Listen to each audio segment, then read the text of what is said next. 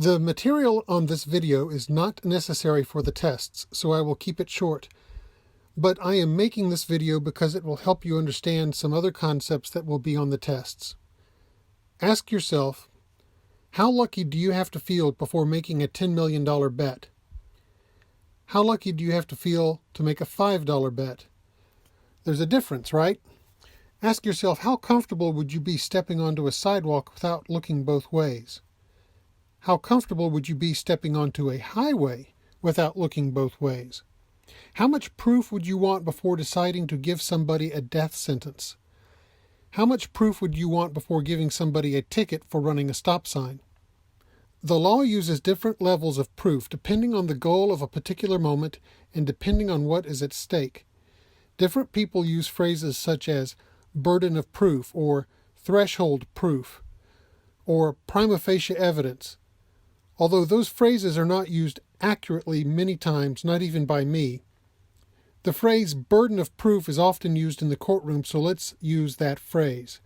It would be nice if the law used numbers to measure burdens of proof, but with one exception the law does not, because there is no way to measure such a thing. It is a question of probabilities, but nobody can measure it, so there is no limit to the efforts to describe the burdens using only words.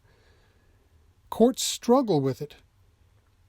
But the 5 main burdens of proof are generally labeled as follows: beyond all reasonable doubt, clear and convincing evidence, preponderance of the evidence, probable cause, reasonable suspicion.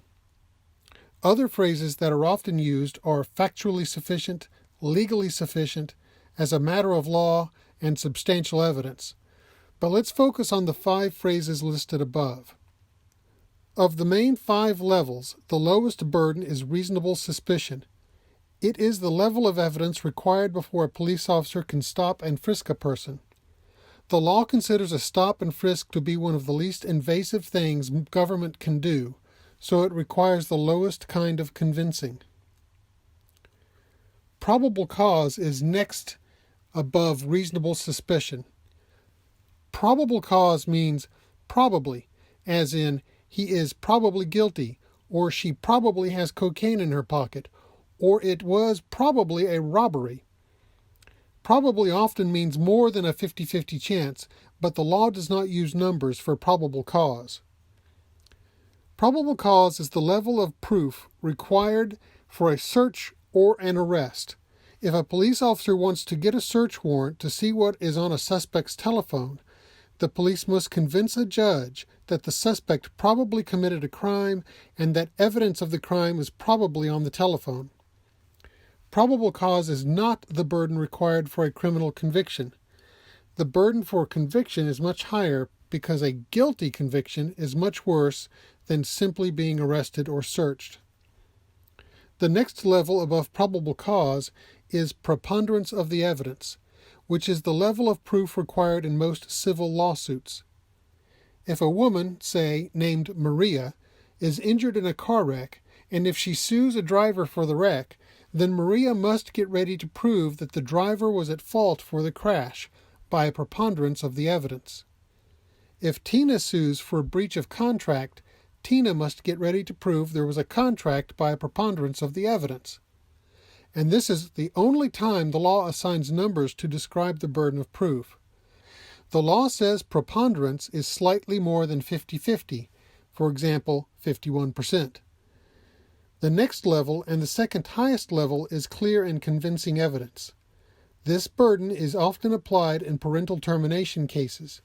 For example, if CPS wants to terminate somebody's rights to a child and put the child up for adoption, then CPS must prove its case by clear and convincing evidence. The courts have described this burden as the kind of evidence that creates a firm belief or conviction. Finally, the highest burden of proof is beyond all reasonable doubt. This is the burden required for a conviction of a crime.